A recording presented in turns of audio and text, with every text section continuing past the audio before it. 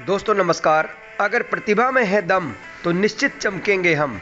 ऐसा वक्त भी आएगा, सफलता आपको दिलाएगा।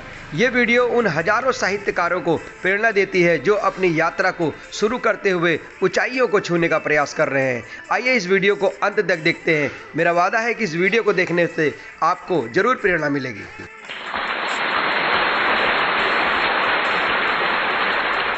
दोस्तों आज हम आपको एक ऐसी प्रमुख साहित्यकार से मिलाना चाहते हैं जो हमारे काशीपुर शहर का नाम आज पूरे देश में विख्यात कर रहे हैं, प्रख्यात कर रहे हैं। और आपको मैं बताना चाहूँगा कि एक ऐसे महान व्यक्तित्व से हम आपको मिला रहे हैं जो आज मुंबई के फिल्म क्षेत्र में भी उन्होंने अपने कदम रख दिए हैं, जमा दिए हैं। तो दोस्तों चलिए मिलते हैं काशीपुर के एक ऐसे साहित्यकार से जिनके ऊपर आज राधे हरी जैसे डिग्री कॉलेज में और बहुत सारे डिग्री कॉलेजेस में भी शोध किया जा रहा है। वहाँ के बच्चे जो पीएचडी करते हैं वो उनके ऊपर शोध करते हैं। तो आइए ऐसी प्रमुख हस्ती से हम आपको मिलाने जा रहे हैं, रूबरू होने जा रहे हैं और उनसे कुछ ऐसे प्रश्न पूछते हैं जिनका जवाब आज हर एक व्यक्ति जानना चाहता है। तो चलिए मिलते हैं ऐसे प्रमुख व्यक्ति से।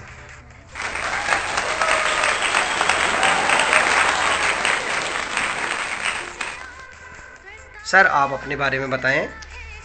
मैं कैलाश चंद यादव जी गीतकार के रूप में जाना जाता हूँ। अभी तक मेरी 20 पुस्तकें प्रकाशित हो चुकी हैं, 21 पुस्तक प्रकाशन भी चल रही है। क्या बात है। साहित्य के क्षेत्र में मैं गद्य और पद्य दोनों में ही काम कर चुका हूँ अब तक। बहुत बढ़िया।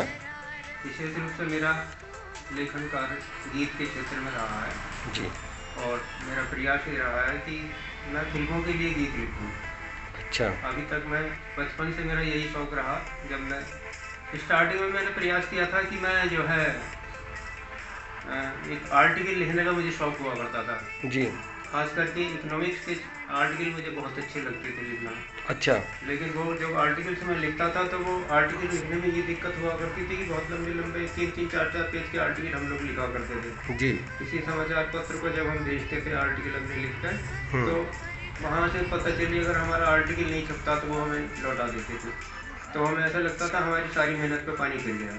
अच्छा। तो ऐसी स्थिति में मैंने सोचा कि कुछ शॉर्टकट तरीका निकाला जाए। तो काशीपुर से एक समाचार पत्र निकलता है दर्शाना। तो उस समाचार पत्र में हर हफ्ते 4 लाइनें के रूप में प्रकाशन हुआ करता था। मैंने उसमें भी अपनी 4 लाइनें भेजनी शुरू कर दी। अब वो क्या होता था कि हर हफ्ते 4 लाइनें प्रकाशित होनी शुरू हो गई हमारी। जी। धीरे धीरे 4 लाइनें प्रकाशित होते होते लोगों को अच्छा लगा, लोगों के कमेंट्स भी उस पर आने लगे कि भाई हाँ हम अच्छा लिख रहे हैं। अखबार वाले उस पर हमें प्रोत्साहित करने के लिए हर हफ्ते सबसे अच्छे लिखने वालों को नाम उसमें अखबार में प्रकाशित करते थे। जी। तो धीरे धीरे ये क्रम चलता रहा और मेरी कम से कम 400-500 मुक्तक जैसी रचनाएं जो है वो समाचार में उसमें पत्र में प्रकाशित हो गई। बढ़िया सर, ये तो आपने चलिए अपना एक छोटा सा इंट्रो बताया। अब सर आप ये बताइए कि जो आपकी साहित्यिक यात्रा एक्चुअल में स्टार्ट हुई थी वो कहाँ से स्टार्ट हुई और कैसे स्टार्ट हुई? साहित्यिक यात्रा मेरी जो है उसी तरह चली। फिर जो समाचार पत्रों में मेरे गीत प्रकाशित होते रहे, उसके बाद मेरा जो है मैंने गीत लिखने शुरू किए। उस समय मैंने काफ़ी सन 1981-82 के आसपास की बात रही होगी। तो मेरा पहला गीत दैनिक दशानन में प्रकाशित हुआ और उन्होंने मेरे गीत को एक प्रकाशित किया। तो मुझे फिर वहाँ से साहित्यिक मुझे और लिखने की रुचि बढ़ी और वो मैं धीरे धीरे करके और लिखने लगा और पूरे गीत मेरे समाचार पत्र में प्रकाशित होने लगे। थोड़ा सा अपनी जो साहित्यिक उपलब्धियां आप बताइए, कौन कौन से आपको जो है पारितोषिक या पुरस्कार वगैरह मिले हैं अभी तक जिन्होंने आपको आगे बढ़ाने के लिए प्रयास किया है? साहित्यिक उपलब्धियों का जहाँ तक मेरा सवाल है, मेरे बेटे ने दिल्ली फिल्म सिटी से जी परफॉर्मिंग आर्टिस्ट का कोर्स किया। जी। वहाँ पर जब मैंने कॉलेज में उनको देखा, इंस्टीट्यूट में देखा कि यहाँ पर बहुत सारी चीज़ों की कमी है, उनको कुछ सिखाने के लिए मतलब कि कोई चीज़ ही नहीं नज़र आ रही है। अच्छा। तो सबसे पहले तो यह है कि मेरी एक पुस्तक का विमोचन वहाँ पर हुआ। बहुत बढ़िया। मारवा स्टूडियो में उन्हीं के इंस्टीट्यूट के माध्यम से। जी। तो उन्होंने मुझे सबसे पहले फिल्म एंड इंटरनेशनल उसके सदस्य के रूप में मुझे अपना नॉमिनेट कर लिया। बहुत बढ़िया। और उसके बाद में जब मुझे अच्छा लगा तो उन्होंने मुझे अपनी टीम के साथ भी जोड़ लिया। वहाँ पर जो उन्होंने अपना एक ग्रुप बनाया उसके साथ भी मैं जुड़ा रहा। तो प्रतिवर्ष वो मुझे जब भी कार्यक्रम होता बुलाते ही रहते हैं। इस तरह से उन्होंने मुझे बुलाया और उसके अलावा भी मुझे कई बार अपने वहाँ पर इंस्टीट्यूट में इंटरव्यू के दौरान बुलाया। बच्चों से मुझे रूबरू कराया, उनका इंटरव्यू मेरे सामने पूछा कि गीत कैसे लिखते हैं, बच्चों को क्या प्रेरणा देनी चाहिए। इस तरह की गतिविधि मेरी चलती रही। उसके बाद भी मैं फेसबुक और व्हाट्सएप के माध्यम से भी जन सामान्य के बीच में आने का मैंने प्रयास किया। तो फेसबुक के तमाम ग्रुप, मेरे लगभग 300 से ज़्यादा ग्रुप हैं जिनमें मेरी रचना प्रतिदिन 1 या 2 डेली होती है। क्या बात है, बहुत बढ़िया। फेसबुक के तमाम ग्रुप उन्होंने मुझे मतलब वहाँ से सम्मानित किया है और बहुत सारे ग्रुपों ने मुझे मेरे उस पर जो रचनाएं होती हैं उनके जो टीम के लोग हैं वो सब मुझे प्रतिदिन कमेंट्स करते रहते हैं, जो बहुत अच्छा लगता है। इससे मुझे प्रेरणा मिलती है कि मैं आगे को और कुछ लिखता रहूँ। बहुत बढ़िया सर, बहुत बढ़िया। अरे ये बताइए, जैसे कि आज जो है नई जो पीढ़ी है वो साहित्य से थोड़ा सा दूर हट रही है। आज जो बच्चे हैं वो कविताएं लेखन नहीं करना चाह रहे हैं, लेकिन आप जैसे जो कवि हैं वो अपने अगर बचपन के बारे में बताएंगे, कहाँ से आपके अंदर साहित्य की जो रुचि है वो कैसे, किस क्लास से जागृत हुई, कब आपने ये सोचा कि मुझे साहित्य के क्षेत्र में जाना चाहिए था, थोड़ा सा ये बताइए। मेरी रुचि बचपन से ही साहित्यिक क्षेत्र में थी। अच्छा। लेकिन मैं उसको डेवलप नहीं कर पा रहा था। ओके। बात दरअसल में ये थी कि अपनी प्रतिभा को पहचान जब तक हम कोई नहीं करेगा तब तक हम उसको उजागर नहीं कर सकते जी।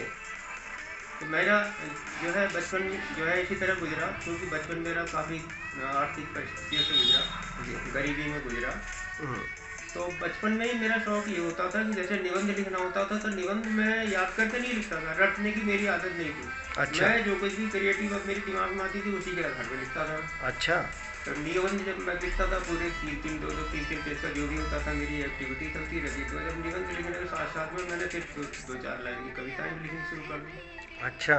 तो कविता लिखते लिखते बचपन में मेरे साथ ऐसा ही हुआ, जब मैं हाई स्कूल में पढ़ता था तो मेरे साथ एक ऐसा ही अजीबोगरीब घटना हुई कि मेरे यहाँ अखबार आता था, मैंने उसमें से एक कविता थी चाय दशक। तो चाय दशक कविता को मैंने उसमें से नोट करके मैंने अपनी वहाँ की प्रकाशित होने वाली जो पत्रिका थी, कॉलेज थी, उसमें प्रकाशन के लिए दे दिया। वो मेरे नाम से छप गई। पुस्तक में पत्रिका में मेरी रचना तो छप गई, लेकिन मुझे इस बात का अपने हृदय में बड़ा अफसोस हुआ कि मैंने किसी दूसरे की कॉपी करके अपनी रचना उसमें दी।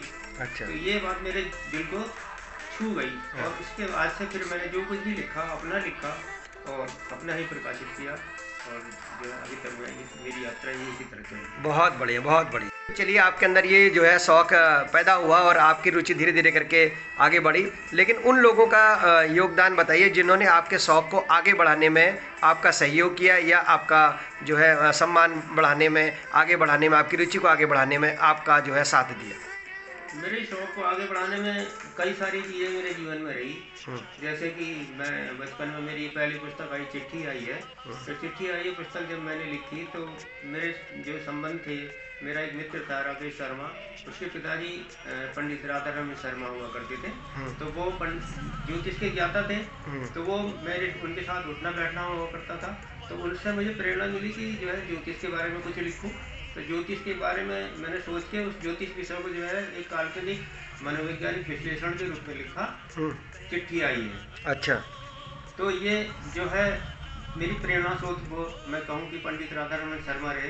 अच्छा। तो वहाँ से मेरी शुरुआत प्रेरणा स्रोत पहली प्रेरणा के रूप में हुई। आगे इसी तरह जिंदगी में आगे चल के और भी मुझे आगे बढ़ाने वाले मिलते चले गए। और सबसे ज़्यादा तो यह है कि जो कि मैं जब से फिल्म क्षेत्र में आया तब से मुझे मार्गदर्शन किया मेरे मित्र जो कि मेरे साथ व्हाट्सएप से जुड़े हैं, चंद्रमोहन संगीतकार हैं जो कि पुणे में संगीतकार हैं। अच्छा। तो उनका जब मैं व्हाट्सएप पे अपनी रचनाएं भेजता था तो वो मुझे बहुत अच्छे कमेंट्स भेजते थे। जब पूरा 1 साल हो गया, मेरी 1000 गीत उनके पास पहुंच गए तो उन्होंने मुझे प्रेरणा के रूप में बुकेज भेजी, बॉम्बे से बुकेज काशीपुर भेजी। मुझे मतलब मेरा हृदय गदगद हो गया। बहुत बढ़िया। मैं नहीं कह सकता कि मुझे कितनी खुशी हुई। उसके तुरंत बाद फिर उन्होंने मुझे कहा कि भाई यादव जी आप मुझे एक गीत लिख के दो, जो कि मराठी गीत था। उसको उन्होंने कहा कि आप इसे हिंदी में लिख के दो। उसको मैंने उनके कथनानुसार हिंदी में लिख के दिया। वो मेरी दूसरी प्रेरणा रहे। उन्हीं की प्रेरणा से जब मुझे अच्छा लगा कि जो है ये ऐसा हो सकता, तब मैंने पूरे 11 अन्य भाषाओं के गीतों को हिंदी में लिखने का प्रयास किया। बहुत बढ़िया, क्या बात है, बहुत बढ़िया, वाह। और उस प्रयास से बनी एक पुस्तक मेरी जो है हो गई रे मैं सयानी, प्रकाशित हो गई है, और जिसे लोगों ने बहुत पसंद किया है। फिल्म इंडस्ट्री में मेरा एक गाना हो गई रे मैं सयानी भी पिक्चर में आ चुका है। अच्छा। और अभी नया गाना आप सुन ही रहे हैं मेरा जो है। ये काशीपुर जैसे एक छोटे शहर से आप आज मुंबई के में आपने कदम रख दिया है, तो उसके बारे में बताएं कि आपके मुंबई में जो है कौन कौन से अब गाने प्रकाशित हो गए या कौन कौन से होने वाले हैं, इस बारे में थोड़ा सा हमारे दर्शकों को बताएं। मेरा पहला गीत फिल्म दीन बीजबिल हरी में आ रहा है जी, जिसको जो है चंद्रभान संगीतकार ने तैयार किया है जी। उसको गाने वाली जो है बेजू चांद वाले हैं। और मेरा पहला गीत आंखें तेरी जानिब पैमाने दो पिक्चर में रिलीज हो चुका है। क्या बात है, आ चुका है। उसके बाद भी मेरे गाने लगातार पिक्चरों के लिए तैयार किए जा रहे हैं और जिनको रिकॉर्ड किया जा रहा है। उसके बाद मेरा गीत हो गई रे मैं सयानी आ चुका है जी। और दूसरा एक और गीत है वो दिलरुबा भी है, जो कि बहुत अच्छा गाना है। और साथ ही और भी नए गानों पर अभी काम चल रहा है, ईश्वर करेगा तो और गाने आपको तब। बिल्कुल बिल्कुल 100%, क्यों नहीं सर, बिल्कुल। बताइए कि जैसे कि आज आप काशीपुर में एक बहुत प्रमुख पत्रिका है साहित्य दर्पण से भी जुड़े हुए हैं और उसमें भी नए नए कवि आते रहते हैं। आप इस तरह के जो है माध्यम से नई युवा पीढ़ी को क्या संदेश देना चाहते हैं? मैं तो नई युवा पीढ़ी को यही संदेश देना चाहता हूँ कि जो भी काम करें, जिस क्षेत्र में भी काम करें, चाहे फिल्म इंडस्ट्री का काम हो और कोई काम हो, उसमें कुछ अपना क्रिएटिविटी दिखाएं, अपनी रचनात्मकता को प्रदर्शित करने की कोशिश करें। जैसा कि मैं देखता हूँ आजकल जो है साहित्य के क्षेत्र में लगा लो या मनोरंजन के क्षेत्र में लगा लो, वहाँ पर नई गतिविधि कुछ नहीं है। बच्चे जो भी करते हैं पुरानी चीज़ों को देखते हैं, उनको कॉपी करते हैं। हमारे शहर में एक संस्था है नवचेतना, मैं देखता हूँ उसमें भी जो कलाकार लोग हैं वो पुरानी फिल्मों के गानों को ही गाते हैं। उनको कभी ये कोशिश नहीं करते हैं कि उनको किसी नई तरीके से प्रस्तुत किया जाए, उनको किसी नया रूप दिया जाए, या उनको किसी, अगर मैं उन लोगों को कोई गाना अपना लिख कर देता हूँ तो मैं कोशिश करता हूँ कि वो उसे नए रूप में प्रदर्शित करें, नए रूप का प्रस्तुतिकरण करके दिखाएं। तो ऐसा भी वो नहीं करते। तो मैं चाहता हूँ कि जो भी हमारी नई युवा पीढ़ी है, जो भी नए लोग हैं, वो इस क्षेत्र में कुछ अलग हटके करने का प्रयास करें। बहुत बढ़िया जी। अलग जब तक हम लोग नहीं करेंगे तब तक हम कहीं पर भी सफल नहीं हो पाएंगे। सही और बात। दूसरी बात और ये फिल्म इंडस्ट्री में जिस तरह का पैटर्न आजकल चल रहा है कि मतलब सब तरह की भाषाओं को मिला के गाने बनाए जा रहे हैं, ये थोड़ा ठीक सा नहीं लगता है, क्योंकि ये जो है दीर्घ काल तक चलने वाला जमाना नहीं है। सही बात। आज भी हमारे पुराने गीत जो है बहारो फूल बरसाओ और ना जाने कितने गीत हैं जो कि सदाबहार चीज़ें हैं, तो हम ऐसी चीज़ों को तैयार करें जो हमेशा सदाबहार रहें। बहुत व्यक्ति का सर एक सपना होता है कि वो जीवन में लगातार आगे बढ़ता है। आप टेलीफोन इंडस्ट्री से जो है साहित्य के क्षेत्र में आए, आप ने बताया कि आप कॉमर्स फील्ड में थे, वहाँ से आप जो है इलेक्ट्रॉनिक जैसे फील्ड में आए और उसके बाद आप साहित्य के क्षेत्र में आज काशीपुर का नाम रोशन कर रहे हैं, मुंबई तक आप पहुँच गए हैं, आपकी फिल्में मुंबई में आ रही हैं। तो आपसे बताइए कि क्या आप यहीं पर ही रुकना चाहते हैं या अभी कोई नए लक्ष्य आपने निर्धारित करे कि हमें वहाँ तक पहुँचना है? मैं एक गीतकार के रूप में काम कर रहा हूँ, गीतकार के रूप में काम करता भी रहूँगा और मेरा लक्ष्य तो ये है कि मेरे गाने फिल्मों में आए। एक ही संगीतकार से मैं आज जुड़ा हूँ। मैं चाहता हूँ कि और भी संगीतकार लोग जो हैं मुझसे जुड़े और ये फिल्म इंडस्ट्री के लोग जुड़े। हालांकि ये रास्ता बहुत मुश्किल है। एक काशीपुर क्षेत्र जैसी छोटी जगह के व्यक्ति के लिए बॉम्बे का यात्रा तय करना बहुत मुश्किल काम है। जी बिल्कुल। जहाँ आज बहुत सारे कंपटीशन का युग है, वहाँ पर अपने आप को स्थापित करना बहुत मुश्किल काम है। जी सही बात। इसलिए मैं चाहता हूँ कि मेरा जो लक्ष्य है, हालांकि मैं वहाँ तक अभी पहुँच नहीं पाया बॉम्बे तक, लेकिन फिर भी मैं बॉम्बे किसी न किसी माध्यम से पहुँच गया। मेरी फिल्म की शूटिंग बॉम्बे में जाके लेकर अमेरिका तक में हो रही है। क्या बात। तो जो है वहाँ तक मेरे शब्द जो है पहुँच गए। मुझे इससे बड़ी उपलब्धि कुछ और नहीं। मैं चाहता हूँ इसी क्रम इसी तरह भविष्य में चलता रहे सदा। बहुत बढ़िया सर, बहुत बढ़िया। एक हमारा बहुत ही इम्पोर्टेंट क्वेश्चन और रह गया, अपनी जो आपने किताबें लिखी है, वो किताबें जो आपने साहित्यिक किताबें लिखी है उनके नाम बता देंगे तो ज़रा अच्छा रहेगा कि अगर वो मार्केट में जहाँ भी उपलब्ध होंगी या जो कोई आपसे संपर्क करना चाहेगा तो वो साहित्य के क्षेत्र में थोड़ा सा आगे बढ़ेगा। तो प्लीज़ आप अपनी किताबों के और साहित्यिक रचनाओं के नाम बताइए। मेरी पहली किताब थी चिट्ठी आई है, एक काल्पनिक मनोविश्लेषण। अच्छा। ये अंग्रेजी के अक्षरों पर किया गया शोध कार्य था। अच्छा। जो कि बहुत लोगों ने पसंद किया था। बहुत बढ़िया। उसके बाद मेरी दूसरी पुस्तक थी मातृभूमि तुझे प्रणाम। अच्छा। इसमें देशभक्ति गीत मैंने लिखने का प्रयास किया था, सभी गीतों का संकलन था वो। अच्छा। उसके बाद मैंने बच्चों की एक पुस्तक लिखी, कौन कली मुस्काई। उसके बाद एक पुस्तक मेरी आई, तुम पिया नहीं आए। और इसी तरह चलते हुए मेरे गीत संग्रह आगे से प्रकाशित होने शुरू हो गए, जिसमें याद आओगे तुम, साजन साजन, सनम तेरे प्यार में, सपनों में तुम, ऐसे मौसम में, कब से तेरी राह में बैठी, इस उपवन में, आपातकाल में सृजन परवाड़ी, क्या बात, साजन मेरे साजन, ऐसा तुझ में क्या है, दिल को मेरे छू गई, एक रंगीली लड़की ने, गीत लेखन कैसे करें, तेरे अल्फाज को नगमों में, आंखें तेरी जानम पैमाने दो, हो गई रहना शयानी। और मेरा जो सबसे नवीनतम पुस्तक है गीत संग्रह, जो कि 21वां गीत संग्रह है, दिल बेकरार कैसे ना हो। अच्छा, क्या प्रकाशन में चल रहा। अच्छा। आगामी 1-2 महीने में आपके सामने आ जाएगा। यानी कुल आपने अब तक जो है 21-20 किताबें लिख दी, 21वीं पे काम चल रहा है वो भी। और मेरी पुस्तकें जो है अमेजन पर उपलब्ध हैं। अच्छा। आप लोग जहाँ से चाहें मंगा सकते हैं। चलिए ठीक है सर, आपका फ़ोन नंबर प्रोवाइड करा देते हैं हम यहाँ पर, अगर कोई आपसे संपर्क करना चाहेगा तो वो आपसे डायरेक्ट संपर्क कर लेगा। तो किताबें उपलब्ध हो जाएंगी उसको, जो भी आपकी रचनाएं हैं उपलब्ध हो जाएंगी आपके माध्यम से। अमेजन के माध्यम से रचना जो मेरी पुस्तकें हैं आपको मिल सकती है। बहुत बढ़िया सर, क्या बात। जहाँ पर उपलब्ध ना हो तो वो मुझसे संपर्क कर सकते हैं। ठीक है, ठीक है, okay okay sir, thank you sir, thank you very much. तो सर आपके बारे में काफ़ी कुछ हमारे दर्शक जान गए हैं, हमारे चैनल पे काफ़ी सारे बच्चे भी हैं।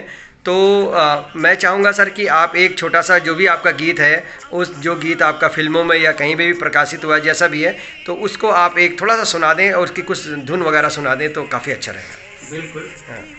मेरा गीत जो अभी फिल्म में आ रहा है जी, क्या बात है, फिल्मों में आ रहा है, ये तो बहुत बड़ी बात है कि फिल्मों में भी आया नहीं और आ रहा है, वो आप पहले ही हम तक पहुंचा रहे हैं, क्या बात है सर। आप तक पहुंचाने का प्रयास है जी।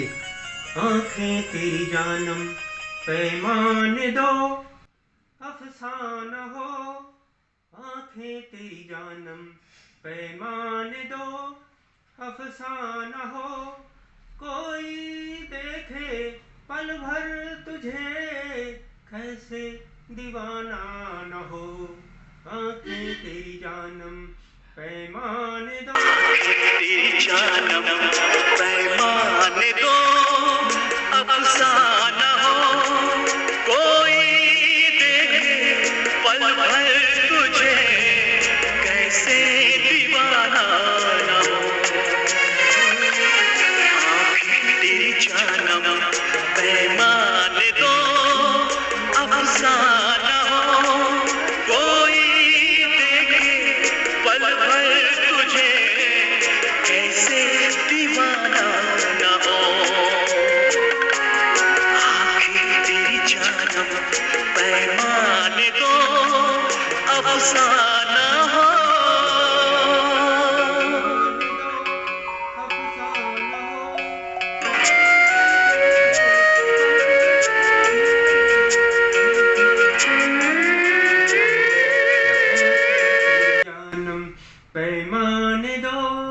बहुत बढ़िया, बहुत बढ़िया, मज़ा आ गया, क्या बात है। तो दोस्तों ये थे श्रीमान कैलाश चंद्र यादव जी। आपको इनके बारे में कैसा लगा और क्या आपको इस वीडियो से प्रेरणा मिली, प्लीज़ कमेंट बॉक्स में ज़रूर लिखिएगा। मिलते हैं एक अगली मोटिवेशनल वीडियो में, तब तक बने रहिए। थैंक यू वेरी मच, जय हिंद, जय भारत। दोस्तों यदि आप भी अपनी प्रतिभा में सुधार लाना चाहते हैं, यदि आप भी एक लेखक, गायक या एक कंपोजर बनना चाहते हैं, या फिर आप अपने कलम के माध्यम से अपने कलम की ताकत को दुनिया को दिखाना चाहते हैं, तो आप एक बार हमारे कैलाश चंद्र यादव जी से ज़रूर संपर्क करें। उन्होंने एक बहुत अच्छी किताब लिखी है कि गीत लेखन कैसे करें। आज की युवा पीढ़ी गीत लेखन कैसे करें अगर सीखना चाहती है तो निश्चित रूप से आपको एक बार कैलाश चंद्र यादव जी काशीपुर में जसपुर खुर्द में रहते हैं, उनसे आपको एक बार संपर्क अवश्य करना चाहिए। वो आपका उचित मार्गदर्शन करेंगे और इस तरह से हमारे देश में लेखकों की, नए नए उदित गायकों की और नए नए लेखकों की, नए नए कवियों की कोई कमी नहीं रहेगी। थैंक यू वेरी मच, जय हिंद, जय भारत। दिल तेरे लिए दीवाना। दीवाना, बन जाए ना कोई अफसाना, देखो मैं तेरे सपने एक दूजे में खो जाए हम। हे तेरे लिए है बेकरार दिल मेरा सनम। हे कितनी रही है दीवार। तो ये थे दोस्तों काशीपुर के उगते हुए सूरज गीतकार कैलाश चंद्र यादव।